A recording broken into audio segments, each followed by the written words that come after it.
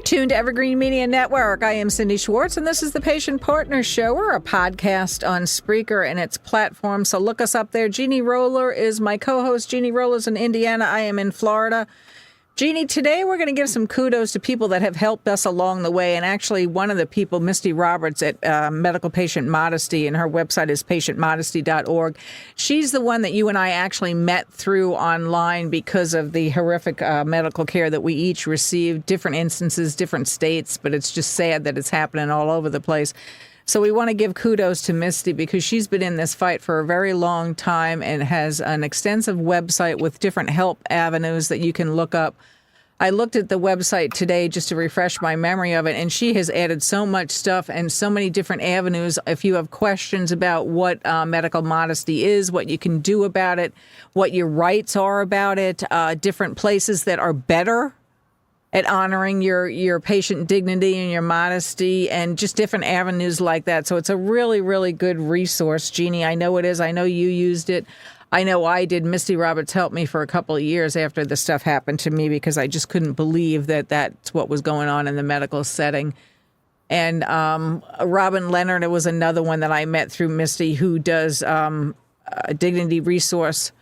And Robin also has garments and stuff. And her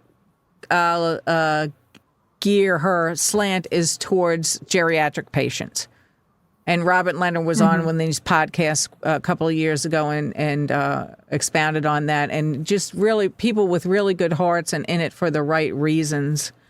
So you have a couple of things you want to say about this stuff as well right now before we go on to a couple of other topics, Jeannie. Well, I wanted to talk about Misty's site, Medical Patient Modesty, for a couple of seconds. Not only does Misty have information for patients or future patients, past, whatever, but she also does training for people in the medical community. And that's very important that people in the medical community start getting training on how to deal with patients' dignity, modesty. And so I just think that that's an invaluable resource. And, word needs to get out more so that more medical people can get that information. Yeah, and as far as Robin's site, Honor Guard products is what I think she calls those products. Mm-hmm. They were invented, I believe, for her mother, weren't they? Yeah, so it was for bathing and stuff. That's what the biggest thing was, giving her mom a bath, yeah. Right. Because normally, they're not supposed to expose you completely, but a lot of times that's how they do it. It's easier for them just to strip it off of you, wash you, and then redress you. So this garment that Robin has is a really, really good idea. And of course, we've talked about Cover before, COVR, and that's shop.covermedical.com.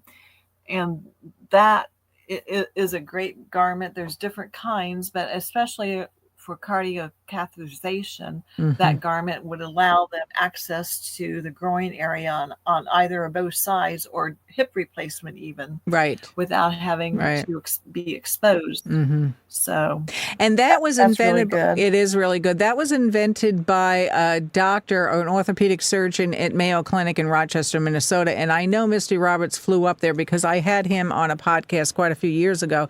It's probably on the Spreaker, but don't quote me. I can upload it as well.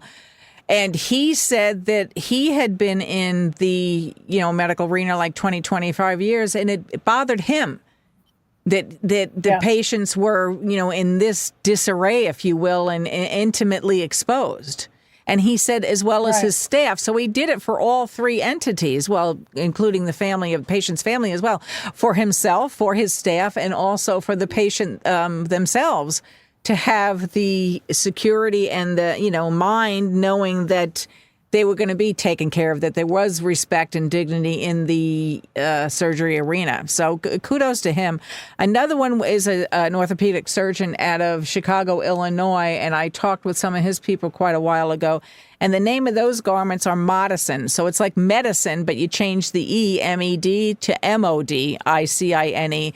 And they sent me the garments, and one of them is this Velcro bra. Both of the garments is a pair of underwear that's it's unisex, either gender can use it. and the bra is Velcro. So if you had some kind of serious thing happen during surgery, they could not even 2 seconds and a quarter of a second, just and it comes right off because it's Velcro. And they were sent in sterile packages.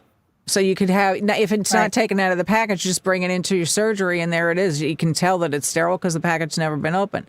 So it's a lot of different avenues that people now are addressing this, which is a good thing, and also having conversations about how patient satisfaction is now becoming more key, since this has gotten to be, in my opinion, and my quote, a big box healthcare arena, if you will, where time is of the essence. They want to do it as quick as they can.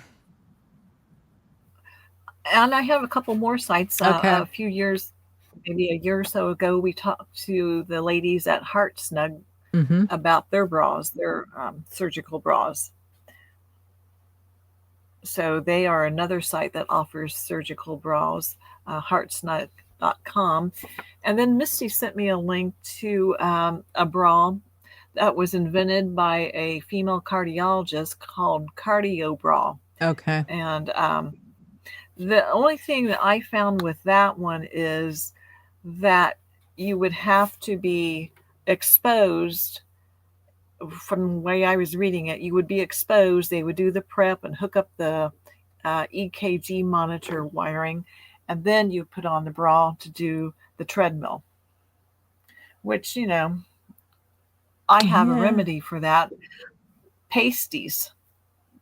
You buy them, you cover up the important part, and you're good to go with the cardio bra.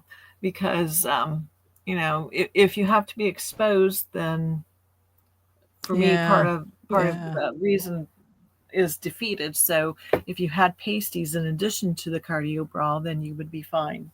I know.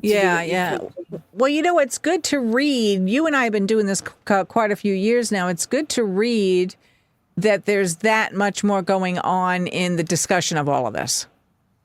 Where it was, it was when we started this, Jeannie, you and I know when it happened to me it's 8 years ago now. I can't believe that. It seems like a lifetime ago. It was taboo. What are you talking about? This is what we do. Like, you had no say in it. You as the patient had no say in it. And I'm like, I don't understand why you're going in for ankle surgery or you're going in for knee surgery and everybody's stripped to the bone and kept that way. I don't get what the gist of all that is. What about all the germs? What about the cold? What about whatever? It doesn't make any sense. And we've interviewed so many people that have said that. Why is my, ankle surgery? Why are, my foot surgery? Why am I naked? Why am I catheterized? And that's another one that's getting more discussion now, is the urinary catheters, because they found the damage that's been done to people, and then just unnecessary with the fee as along with the intimate, being intimately exposed. So I'm glad we're all having these conversations. Well, and it is something that is just not something that we're seeing here in the U.S. I've also found a Dignity Resource Council out of Ireland that has a site very similar to what Misty has here. Okay. So other countries are also beginning to realize, or have, maybe they did before, I don't know, but have information out there to help people to tell their stories, to get their help, and to, educate. Because education is the best thing, because if you know what is going to happen and how to protect yourself, then, that's a great part of the battle. You're absolutely right. A lot of the discussions that I've read too are talking about patient satisfaction, and they also mention, and, but you and I are included in this. I know I certainly am, is how anxious you are because you don't know what's going to happen. You don't want to be exposed. You're trying to trust these people. You're trying to ask questions, and they're just kind of poo-pooing you away. Oh, yeah, we got this covered. We've seen it. Don't worry about it. Everything's going to be fine, blah, blah, blah, blah. And then you get in the theater, if you will, and you're in the mix of, there's nothing you can do about it. Now you're thrown into the middle of it. Not that it's been done or said on purpose, but patient satisfaction and patient, that you feel safe is the quality of care. So on that note, you stick up for your quality of care and your patient satisfaction. Stay listening to Evergreen Media Network.